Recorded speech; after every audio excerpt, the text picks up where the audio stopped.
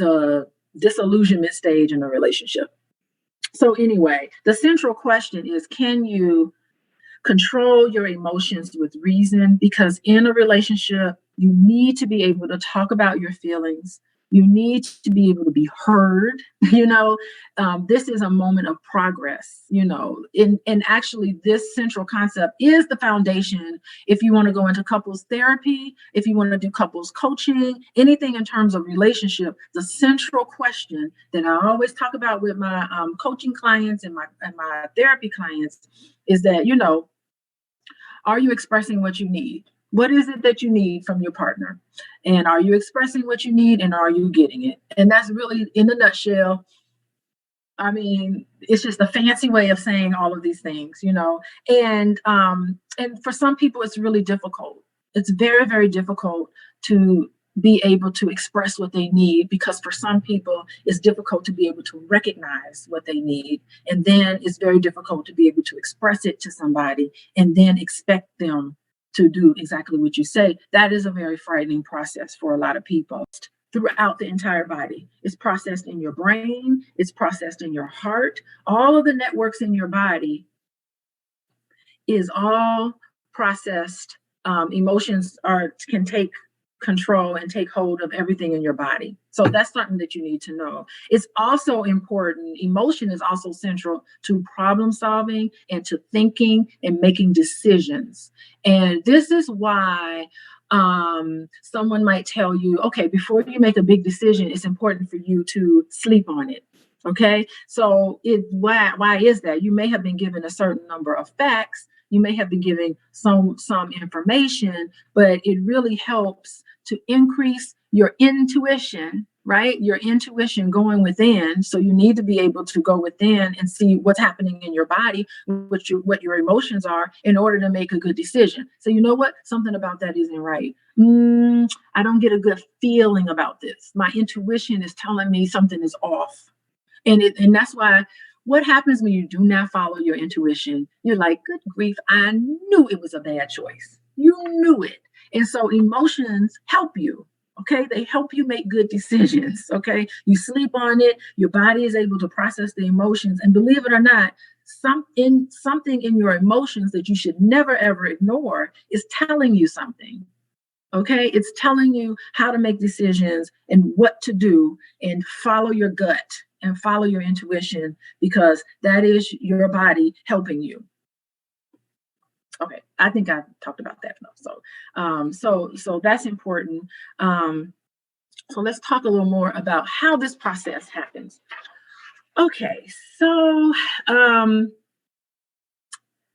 think the best way to describe it is, you have two different parts, two different nervous systems in your body.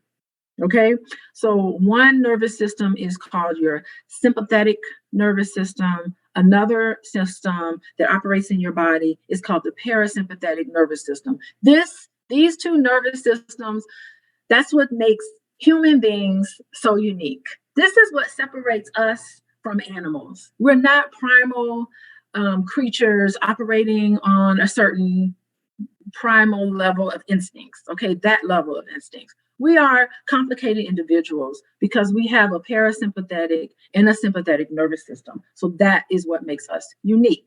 Okay, so your parasympathetic nervous system helps you. Your sympathetic, sorry about that. Your sympathetic nervous system helps you deal with danger. If your body perceives something threatening, and this is something very primal, okay? This is why we all exist today, because somewhere in our DNA, our ancestors were better able to move from danger than other ancestors, the other individuals at the time, because their DNA died out. And our DNA lives because somewhere along the line, our ancestors were able to make good choices that kept us that makes us where we are and who we are and everything that we are today, right? So our sympathetic nervous system it's triggered when you sense danger. Okay, it shuts down all of the non-essential services, right? This is like The sympathetic nervous system is like what the state of Illinois, I live in Illinois, it's what the state of Illinois did when we hit the coronavirus pandemic. It said, you know what?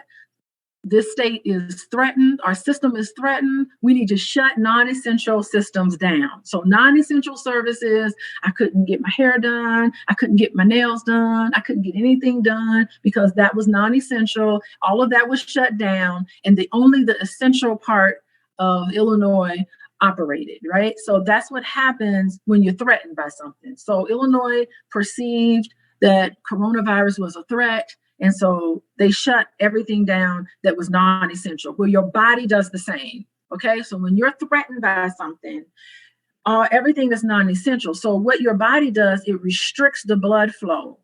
Okay. And it restricts the blood flow, and everything just goes to your brain. Okay. Everything goes to your brain. You have all this glucose in your brain that's activated just for that reason. You got glucose sitting there right in your brain, and it's there in case you're threatened by something. So you already have this built-in sort of survival mechanism that's built in, right? And so that's what happens when the sympathetic nervous system, and also what happens is that there's chemicals that go through your body that helps you pay attention, right? So it helps you ignore everything else, and all you do is pay attention to survival, right? And so adrenaline starts pumping through your body, right? Cortisol starts pumping through your body. You're using all of this stored glucose in your brain, and all of these things happen when you feel threatened. When you feel threatened and when you're triggered, the sympathetic nervous system goes into action. That is not a good time to have a nice, calm conversation with your partner.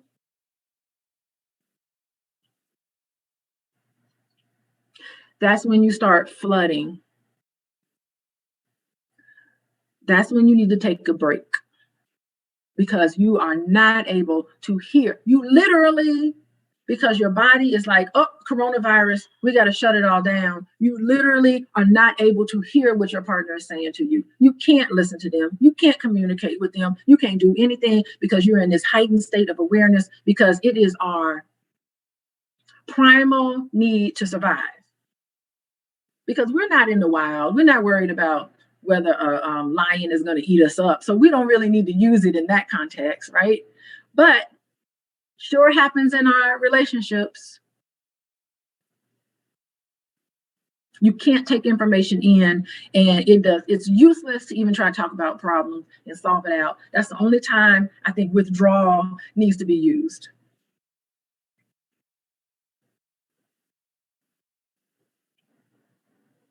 But we are human beings, and we are unique, and we have what's called the parasympathetic nervous system.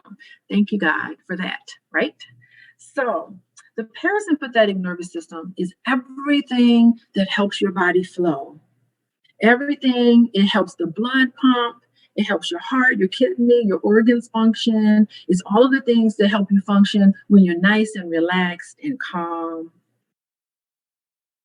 You're at rest.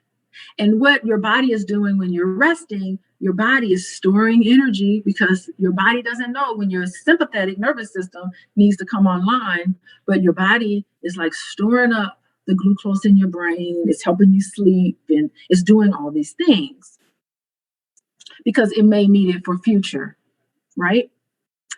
Now, I want to introduce a term